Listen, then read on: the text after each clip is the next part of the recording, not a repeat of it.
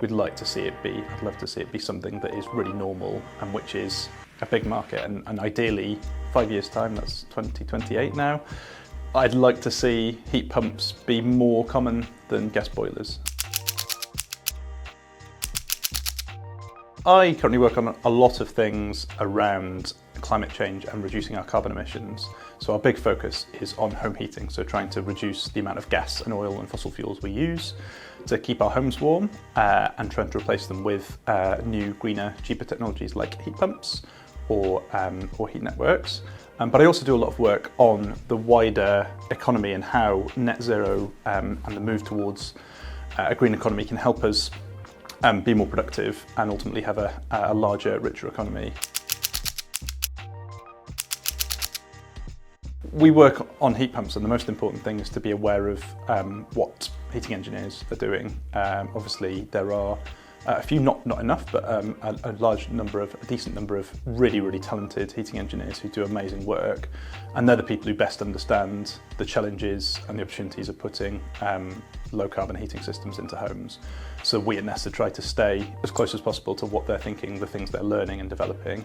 And obviously there are a lot of manufacturers and organisations who are developing new solutions all the time. So there is also a really exciting range of startups and organisations doing some really creative things in this space. So everything ranging from helping customers to more easily access advice or suppliers for their own heating, through to a whole range of new technologies.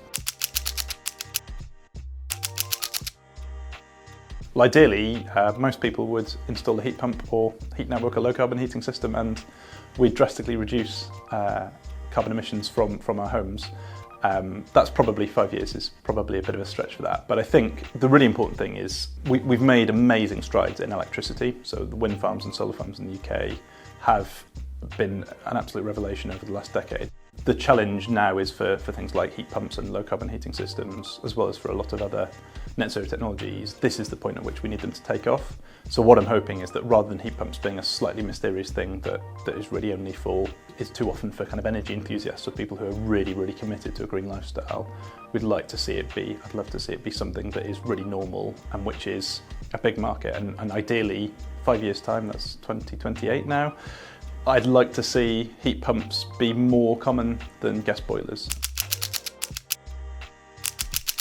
One really pressing issue is more women in the field actually. A lot of the heating industry and the energy sector more widely is dominated by male voices and by men doing the work, and nothing against those people, but we really need to try and help people from different backgrounds, especially women, into the industry. There's so many great opportunities, and that's something we're really passionate about at Nesta, is helping make the industry more open to everyone.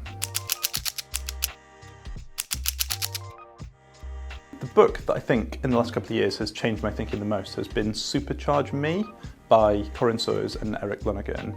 It's a really optimistic, quite breezy, but really practical book about all the things we can do, all the things we need to do to tackle the climate crisis. And it focuses particularly on electrification of things like heating and transport, the things which at the moment we burn fossil fuels mostly to do, and how we can switch those to the electricity supply. I'm really hopeful. Climate change is a really difficult topic to work on because it is so scary, frankly, and so unpredictable. But I am really hopeful about our ability to tackle it.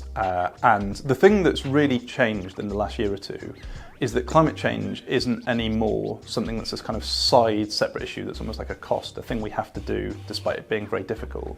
It's actually become, for an awful lot of people and businesses, the best way both to run the economy and to save the planet. And now that tackling climate change has become the really obvious common sense thing to do for almost everybody, and so hopefully it will happen quickly enough that the sort of worst effects of climate change won't hit us, and we'll be able to move on to trying to live in a world that is quite a bit warmer, but hopefully still very much livable.